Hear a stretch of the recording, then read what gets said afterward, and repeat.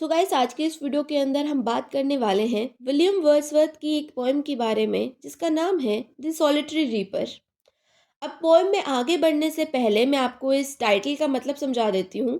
तो सॉलिटरी का मतलब होता है एकांत और रीपर का मतलब होता है फसल काटने वाली। तो पूरे टाइटल का मतलब हो जाएगा एकांत में फसल काटने वाली। अब इस पोएम को लिखा गया था 1805 में और पब्लिश किया गया 1807 में। इस पोएम में होता क्या है कि एक स्कॉटलैंड की पहाड़ी लड़की है जो कि अपने खेत में फसल काट रही है और साथ के साथ जो है वो एक गाना गा रही है। और उसी गाने की तारीफ हमारे विलियम वर्ड्सवर्थ इस पोएम के अंदर करते हैं। तो बिना टाइम वेस्ट किए शुरू करते हैं पोएम को। तो पोएम की शुरुआत होती है, Behold her single in the field, yon solitary highland lass। यहाँ पे पोइट बोलते हैं कि ध्यान से देखो उस लड़की की तरफ जो कि उस खेत में खड़ी है। और वो एक पहाड़ी लड़की है, एक स्कॉटलैंड की पहाड़ी लड़की है। Reaping and singing by herself, जो कि फसल काट रही है और गाना गा रही है। स्टॉप हेयर और जेंटली पास, या तो जो है तुम यहाँ पे रुक करके उस गाने को सुनो या फिर यहाँ से चुपचाप रवाना हो जाओ। Alone she cuts and binds the grain and sings a melancholy strain। वो जो है अकेले ही उस फसल को काट रही है और जो है उस फसल को बांध रही है। और साथ के साथ वो एक गाना गा रही है, एक दुख भरा गीत। और listen for the well profound is overflowing with the sound. और इस लड़की की आवाज़ इतनी ज़्यादा मधुर है, इतनी ज़्यादा सुरीली है कि ये पूरी घाटी के अंदर गूंज रही है। No nightingale did ever chaunt more welcome notes to a weary bands of travelers in some shady haunt among Arabian sand। यहाँ पे पोइट बोलते हैं कि इतना ज़्यादा मधुर तो नाइटिंगेल बर्ड भी नहीं गा सकती जितना कि ये लड़की गा रही है। और जैसे कि एक रेगिस्तान में चलते हुए यात्री को छाया दिखने पे सुकून मिलता है, उतना ही इस लड़की की आवाज़ सुन कर के मुझे सुकून मिल रहा है। A voice so thrilling never was heard in springtime from a cuckoo bird।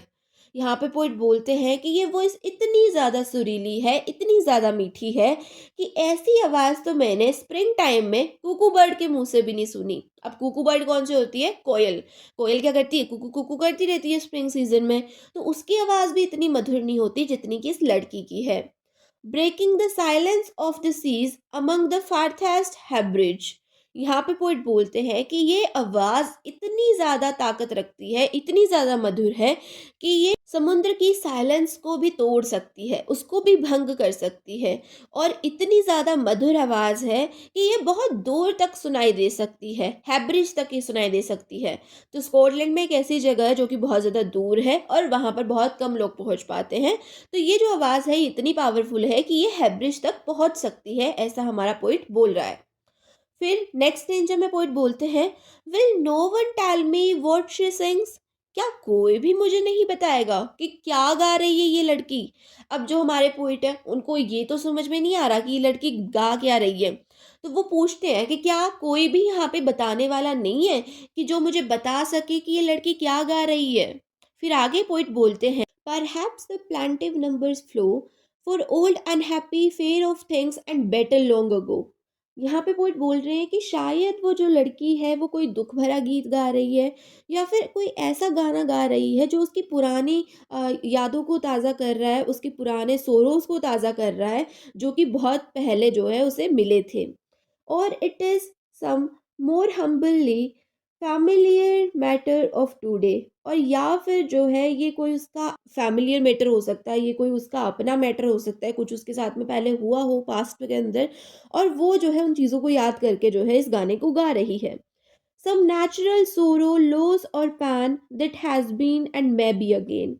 या फिर कोई नेचुरल सोरो, कोई प्राकृतिक नुकसान उसके साथ में हुआ हो, कोई लॉस उसके साथ में हुआ हो जिसको वो याद कर रही है और उसके लिए जो है वो गाना गा रही है।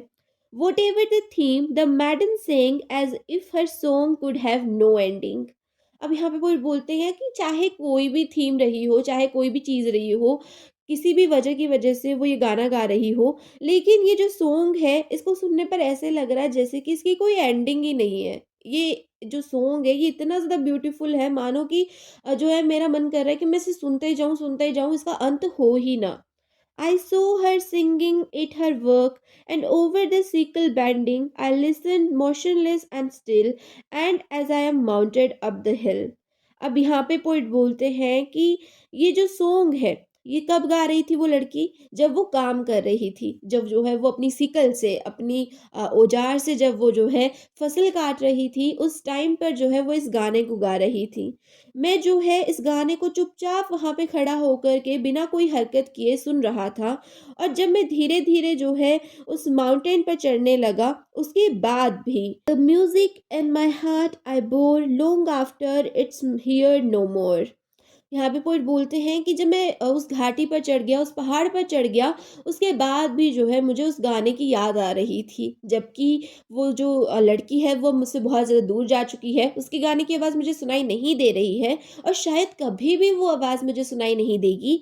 लेकिन जो उसकी आवाज़ थी वो मेरे दिल में बस गई है, और जो है मुझे अब उस लड़की के गाने की याद आ रही है। और यहीं पर आपकी जो ये पोएम है ये कंप्लीट होती है। होप सो आपको मेरा एक्सप्लेनेशन समझ में आया होगा, ये पोएम समझ में आई होगी।